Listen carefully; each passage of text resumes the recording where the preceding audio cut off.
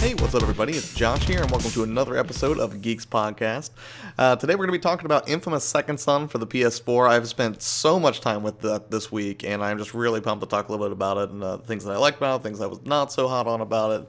But ultimately, it's been a great experience so far. And then I want to talk a little bit about Louisville Comic Con. That's going to be happening this Friday, Saturday, and Sunday here in Louisville. That's March 28th, 29th, and 30th, I think, because I'm horrible with dates. Sounds right, but anyway, let's go ahead and talk a little bit about Infamous Second Son for the PlayStation 4.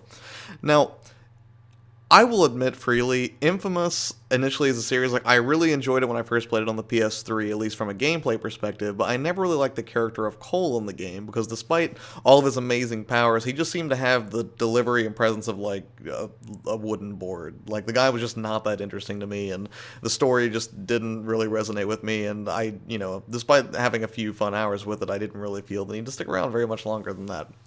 So, naturally, I was a little bit hesitant to dive into Infamous Second Son and had kind of avoided it despite all the hype leading up to it, and, but then, you kind of hit that dry spell. New systems come out, and initially you hope there's one or two great launch games that came out, that will come out with a new system, but then, after they do, then there's kind of this dry spell where you're just waiting for the next big thing. And when you look back at past generations, you look at the Xbox 360 launch, for example, and the games that were at the beginning of that were not nearly as gorgeous as the ones you saw 3 or 4 years later after developers got a little bit more familiar with the system and its capabilities and really started pushing that hardware to its limits. So Infamous Second Son was interesting to me because there was so much hype about it, and I kind of avoided it for the most part, but then it just kind of hit critical levels, and they were like, oh, it's the most beautiful game ever, it's amazing, you have to check this out. So I was like, alright, you know what, I'll give it a shot, because, the only other thing I really had to play recently was Titanfall, of course, which is a horrible, horrible thing for them to go up against, because it's just such a huge, huge hit, and, even though the PS4 is outselling the Xbox tremendously right now, that's still kind of rough to go up against. But I took a break from Titanfall because I'd played just tons and tons of that game, and I think we're level 38 or 39 now, and I'll certainly continue playing. But, at a certain point, you want some variety, you want to do some other things. So I was like, let's go ahead and give Infamous the shot that I never gave it to begin with. So, just to start out the story in Infamous Second Son, I'm not going to spoil anything from the first two games because there's kind of a major spoiler, so if you do want to check out those first two entries, I'm not going to talk about it, but suffice it to say, there's a whole new character here, and that is Delson Rowe. He's an Indian from the Pacific Northwest, and after a series of events, there is a car accident, and in this world, there are these people called, not bioterrorists, but conduits. And the thing about conduits is they are basically X-Men. There's no other way to put that. They're the mutants from the X-Men universe, pretty much. They have these amazing abilities, and in this whole equation, Delson ends up being Rogue. I mean, they might as well have named him Delson Rogue. Oh, no, I have to sneeze.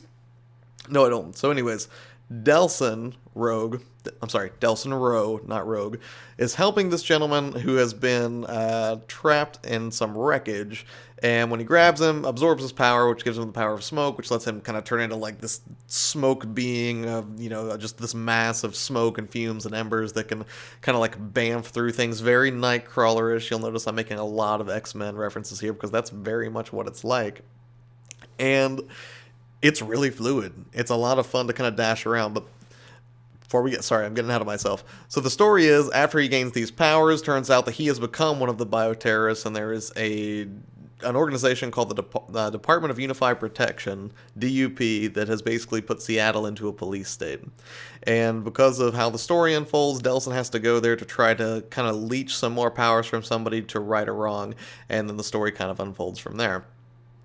So that's kind of what the story is made up of, and one thing is, even if the story isn't, completely original, clearly drawing a lot of influence from the X-Men, at least in my opinion, the graphics and the presentation are amazing. Everything from just the way the game looks to the way it sounds, you can tell just a lot of love has been put into this, and Sucker Punch should absolutely be commended for the amazing job they've done on the presentation for Second Son here. In particular, the whole city, it all just looks so wet, and as well as you'd expect, it's Seattle after all. But everything from the particle effects to the lighting to just lighting, the shadows, texture work on this game, everything is just the definition of top notch, and it really is an amazing display of what the PS4 is capable of, or what we're we can probably expect. I mean, it's weird to think that it looks this good now, which far surpasses, I think, even the best looking games of the last generation. And to think that, when I look back on like an Xbox 360 launch title like Call of Duty 2, that game, I was like, oh my gosh, the smoke effects look amazing, like when you would like chuck a smoke grenade. And now that's just kind of old hat, and I mean, it looks kind of horrible by today's standards. So just seeing just the incredible eye candy that's on display here, I can't wait to see what we're going to be in for over the next 5 to 7 years or however long this life cycle actually lasts for the console. So it's an amazing looking game. The presentation is solid, and the gameplay is a ton of fun. And kind of playing into that graphical presentation, it runs at 60 frames per second, really without skipping a beat, except for maybe once or twice where I was just killing tons and tons of enemies at once. But it's those moments are few and far between, and for the most part, it maintains a buttery smooth 60 frames per second frame rate. And running around as Delson, scaling rooftops, floating above the city. What else? Tagging things as a graffiti artist is a lot of fun.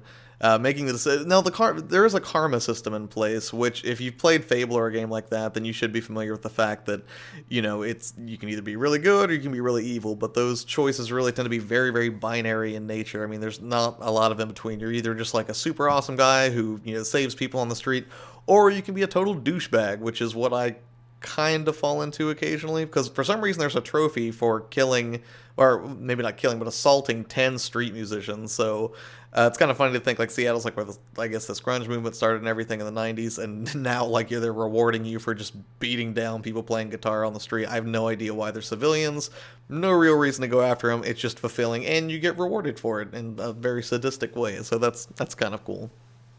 Now, you're not just limited to that smoke power that I talked about earlier. That's certainly a lot of fun. You can like kind of bamf through, these vents on the side of buildings, then rocket out the top through the rooftops, and that's, it looks very, very cool. But then eventually you get the power of neon, and those are the only two that I'll talk about now because I don't want to spoil anything beyond that. But long story short, you get a lot of abilities to play with. In addition to the main story, there is, a fair amount of side things to do. I mentioned that you can do tagging where you can kind of decide to like spray paint on the sides of buildings. You can find DUP hidden cameras and take those out as kind of a side mission. What else can you do in the game? I'm trying to think now I'm blanking out. You can try to find DUP agents who are trying to hide out under cover, and you can, kind of hunt those guys down. There's a lot to do aside from the main story. It gets a little bit repetitive. I mean, after you experience the novelty of the spray painting side mission, and it really is novel because you have to turn the controller kind of sideways like this and then shake it and pretend that you're not finding that absolutely hilarious for, horrible reasons. And then you have to like keep holding it like that and then kind of spray paint stencils to, tag up the city, because that's what you do. You're kind of like a rebellious punk kid, but that's the thing. Again, Troy Baker in doing the voice and the motion capture for Delson Rowe is just phenomenal. If you're not familiar with Troy Baker, he's basically the Brad Pitt of video games. The guy's in basically everything, lending his voice or his motion capture ability, and he is just a solid actor. So he was in The Last of Us as Joel. He was Booker DeWitt in BioShock Infinite from last year. The guy just does everything. Like, pretty much as soon as I hear he's going to be in a game, it immediately kind of piques my interest, because I know that, at the very least, it's going to be delivered, with fervor from, someone who has conviction about the role in which they've been placed. So, that being said, really, this game is the whole package. Now, there are some minor annoyances, and I did an article on Geeks podcast the other day, talking about some of the shortcuts. Like, occasionally you'll find a building that you have a lot of difficulty scaling the walls, and that can be kind of annoying. The fights, even though they're fun because of all the powers you have, a lot of the enemies tend to have kind of the same basic attacks, so you pretty much find yourself, just like beating on them for a little bit, then zipping away with your power, then zipping back into the action after you've recovered for a little bit.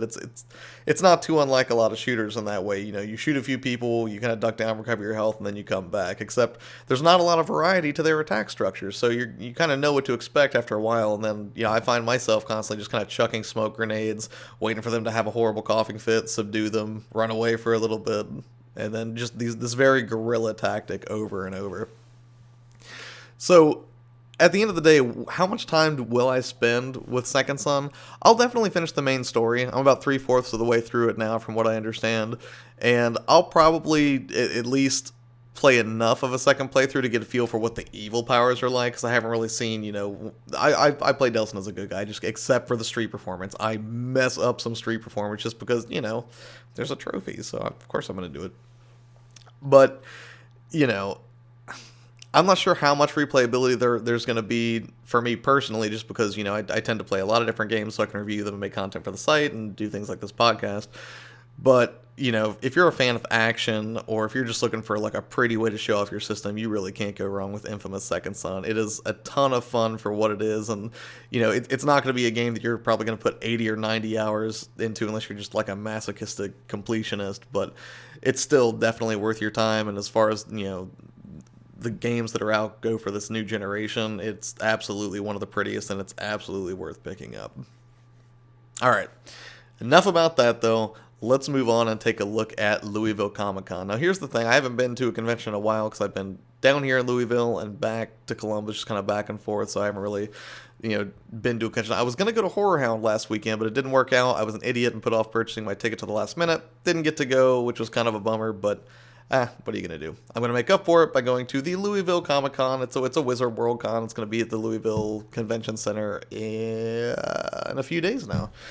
But it's weird, even though it's a Comic Con, and there's certainly going to be like comic book artists there and writers, it feels more like a pop culture con. They even kind of pitch it that way on their website. Like, it's not quite as heavily comic book focused, I think, as it used to be. But just to give you an idea of some of the guests that are going to be there, there's going to be photo ops with people like John Heater's going to be there from Napoleon Dynamite, Matt Smith's going to be there, Michael Rooker, Sean Astin's going to be there, Sean Patrick Flannery, Summer Glau. Really the list goes on and on for the people that you can kind of hook up with there.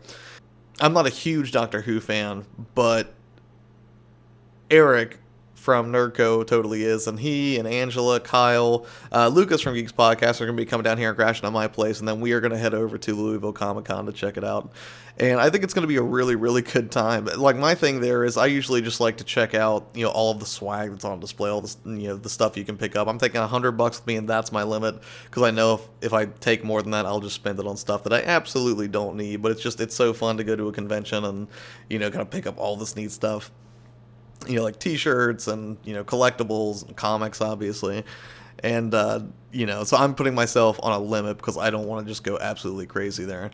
As far as my favorite thing that I'm looking forward to, probably just, seeing some of the Slayers. We'll probably get to talk to Michael Rooker again. Lucas did an interview with him, which was, by definition, incredibly fine. And if you have the chance to check it out, you can hit our YouTube channel to see Lucas's interview with Michael Rooker. We actually got in touch with Michael, and we may be doing another interview with him. I'm not positive yet, but hopefully it will be a little bit more in depth than what we saw last time. But yeah, it should be a good time either way.